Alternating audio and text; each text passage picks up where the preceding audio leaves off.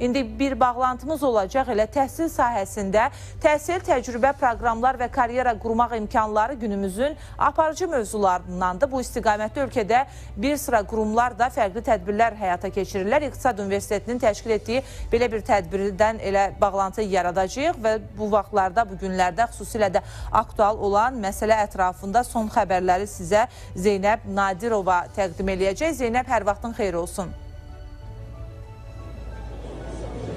Hər vaxtınız xeyir olsun Çinarə. Bəli, sizin də vurğuladığınız kimi son zamanlar bu formatda tədbirlər çox keçirilir və bugün də Azərbaycan Dövlət İqtisad Universiteti və eyni zamanda Dövlət Məşğulluq Agentliyinin birgə təşkilatçılığı ilə universitetlər və işə götürənlərin birinci beynəlxalq forumu keçirilir. Forumun məqsədi təbii ki, həm əmək bazarında olan nümayəndələri, eyni zamanda universitetləri bir araya gətirmək və gənclərə təbii ki, iş baxımından bir sıra imkanlar, perspektivlər təqdim etməkdir. Artıq bir qədər sonra tədbirə start verilir.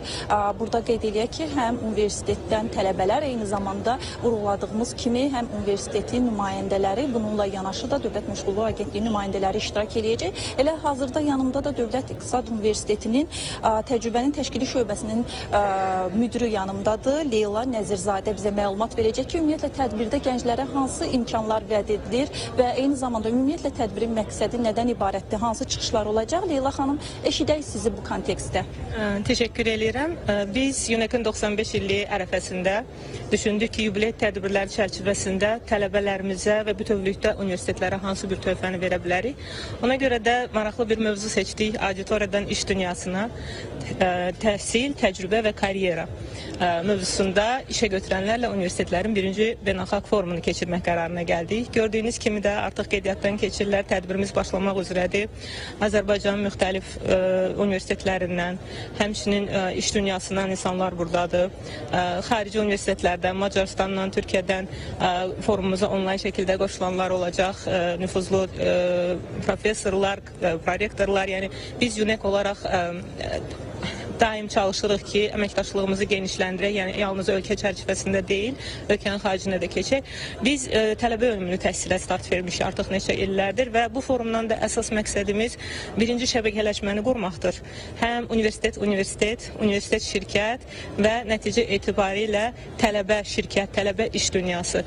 Fokuslanmışıq ki, bizim tələbələrimiz yəni təkcə təhsil nəzəri biliklərlə deyil, həm də praktiki biliklər və o praktiki biliklərin sonunda karyera imkanları əldə edə bilsinlər.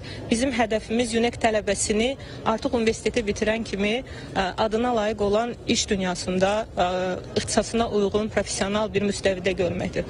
Ona görə də əsas məqsədimiz bugün iş dünyası ilə universitetləri görüşdürməkdə odur ki, onlarla problemlərimizi müzakirə edək. Bizim 3 panel müzakirəmiz olacaq. Yəni burada həm təhsil, təcrübə, akademik müstəvidən baxılacaq, şəbəkələşmə və təcrübə mübadiləsi aparılacaq.